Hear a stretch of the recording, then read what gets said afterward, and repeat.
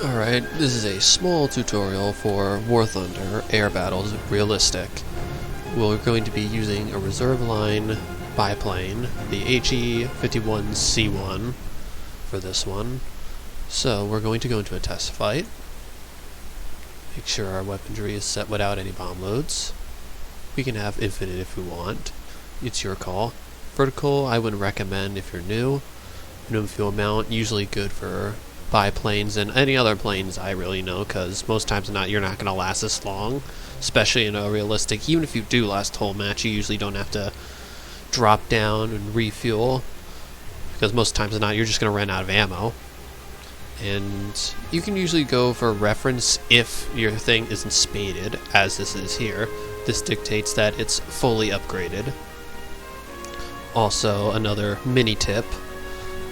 This dictates as a fighter, and reserve is 1.0 battle rating. That's also how you check your battle rating. Aerobatic smoke, you have no need to. Gun targeting distance, usually I set it to no, because of the front-mounted guns. That's where you want to use your customization menu, or just look at it straight out. A way you can also check is through armor, but that's just to see what armor you have on the biplane, jet, or regular plane.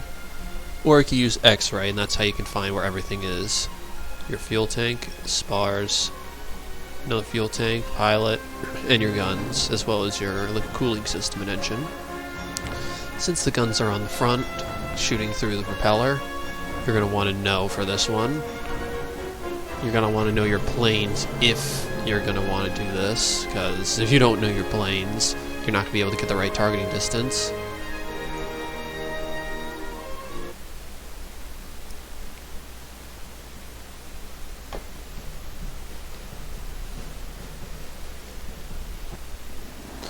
Okay, we are now on the runway. Now the keys are probably going to be different for you and me, because I run a much different key setup. Because I believe the stock setup for your throttle will be shift and control, but I've binded it to W and S, sacrificing my elevators for better speed control and engagements. You can also use your tracking wheel on your mouse for throttle. So, for takeoff, you're going to want to throttle at 100% and push the mouse down to here. Your plane will begin taking off.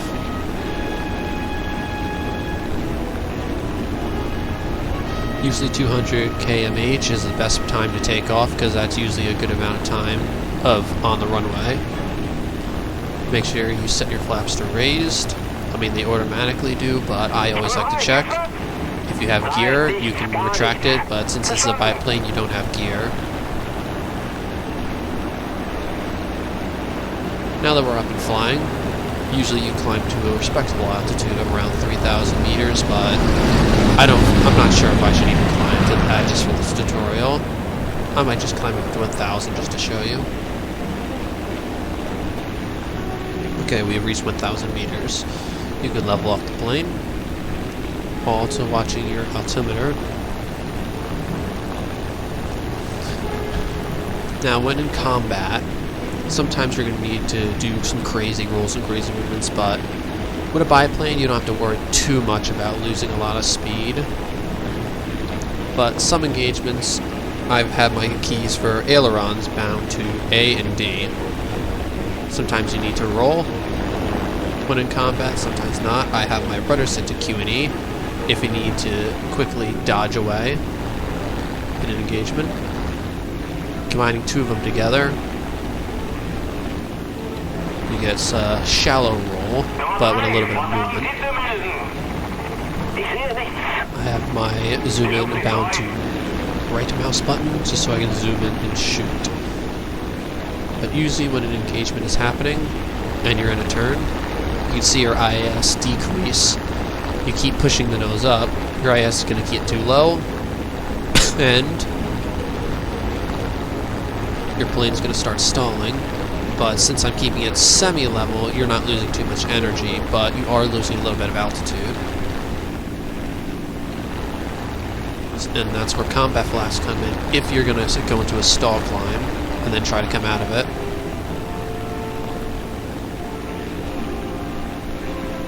Pop them combat flaps, and most times than not, you retain your altitude.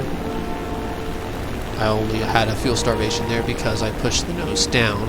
Most biplanes have float carburetors, so you're not going to want to pull massive amounts of downward G's. Watch. If I can keep the plane straight, but another way I could show you is upside down.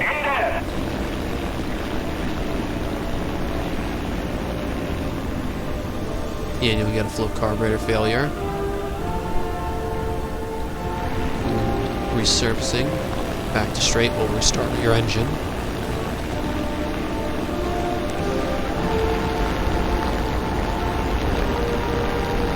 But sometimes in engagements, you're going to want to do a little bit more extra maneuvers. Now these come with practice, but sometimes if you're turning on an enemy and you see another enemy coming, you can either pull up like this, flatten it out, and try to stall fight them, or you can do this, while in another turn, put that rudder down, and push your nose into the ground using combat flaps.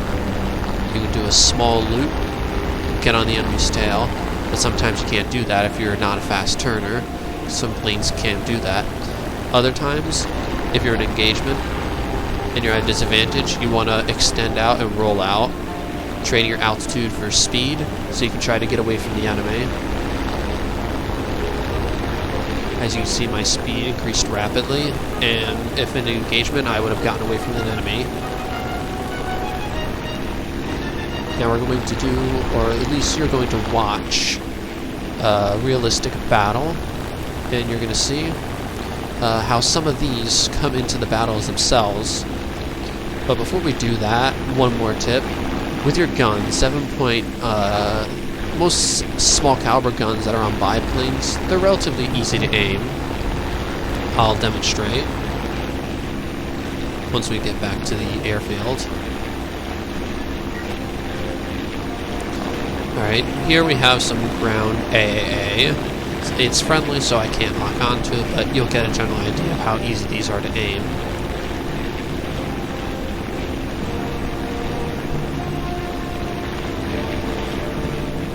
For a ground target, it's relatively easily. Semi-medium dive, avoiding any type of fire you receive. Find the lead angle, and fire. Sometimes you'll need to adjust. Most times than not, you can get it right on the first try.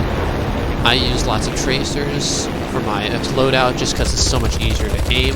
And I believe you have a higher chance of setting fire to the enemy, but they'd have less armor piercing, so I wouldn't recommend them for any type of anti-tank. I mean, most small caliber guns, you don't need anti-tank.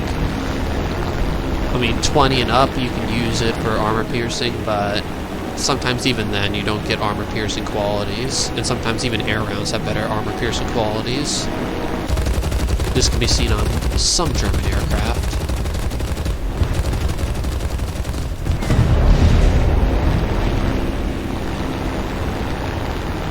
As you can see, at close to medium distances, these things are really easy to predict. But even at long distances, they don't fall off all too bad. Right.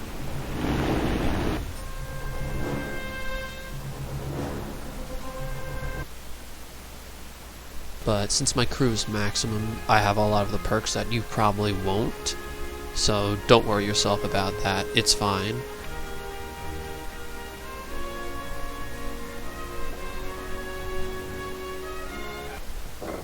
Okay, we have now entered the match.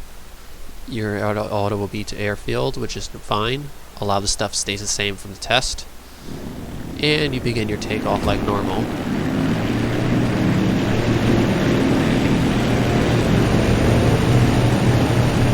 There is a chance that you could be up-tiered in battle, but this usually happens to me a lot because, you know, higher level, higher skill. Since I'm a level 64, I last remember. So it assumes I'll have a higher skill.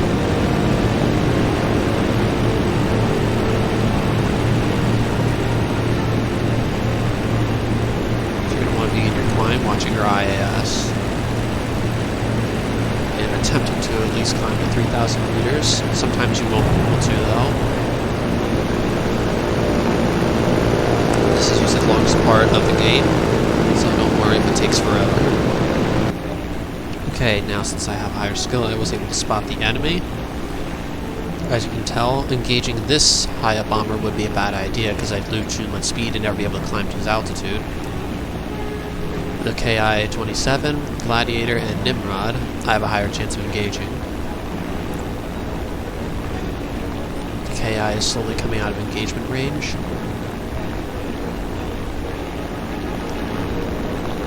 He's banking away. This CR-32 will more likely try to engage that BV-1. But since my allies need more assistance here, okay, I got real close. Now that's what can happen in War of Thunder. Is something like that, where you ram an enemy and take no damage. That is rare for Germany, though. But I took some damage from that. My fuel and water is leaking. Holding O, you can visibly check the damage that's been acquired. Got some AA firing me. This Nimrod is moving to engage.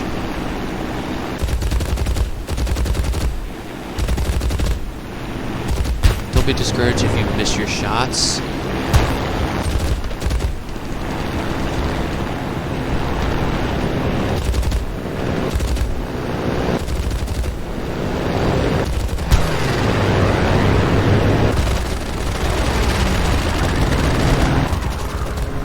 Also, your gun reticule is a little bit higher than you think, so when you're close to an enemy, you're going to want to aim a little bit lower with that gun reticule, or a little higher, I should say, as you can tell.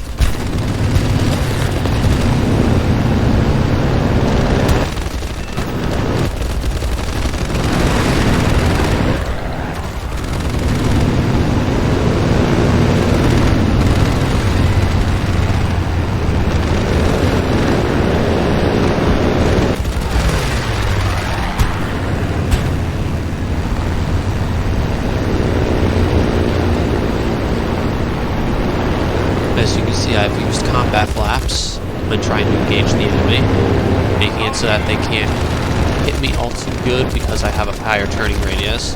Though at certain speeds you can actually break your flaps. Thank you very much. And the target has been destroyed. As you can see, I'm using combat flaps again. Caught the enemy in the stall turn. I was able to take him out.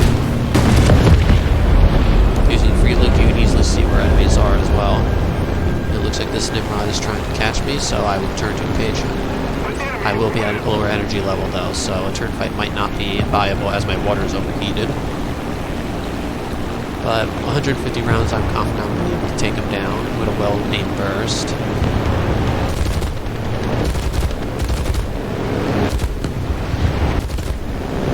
Probably not now, but...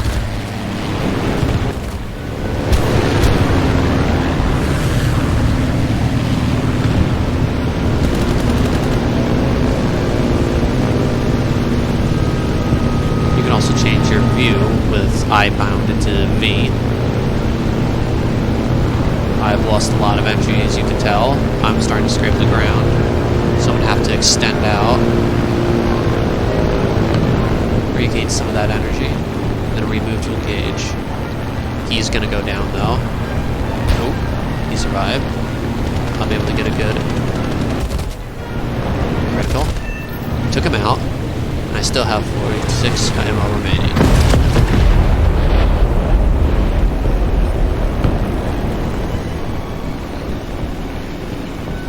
Now using T, you can use your Returning to the base. voice commands. I agree. You can also use chat by hitting enter, and tab switches from squad, all to team. If only if you're in a squad, you can use the squad chat. Hitting I, I'm able to also shut my engine down. But since my wings are damaged, you can see my rudder trying to compensate. But I'm also trying to cool my water.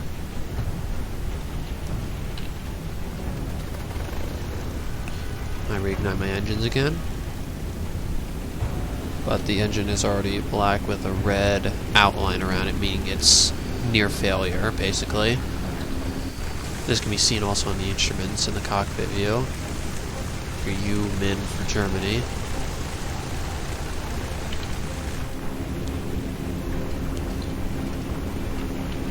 Yeah, I'm nowhere near the airfield, but reserves you don't have to worry about repair costs, which is nice.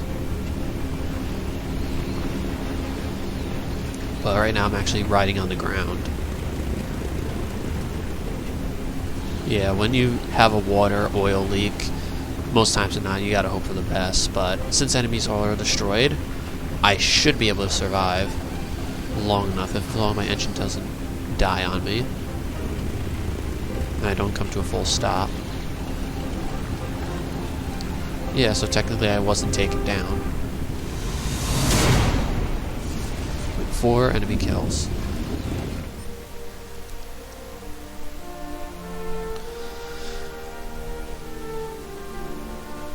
But during those engagements, watch where my lead indicator was, where my mouse was, that white circle that you saw, not the aiming reticule, but the circle.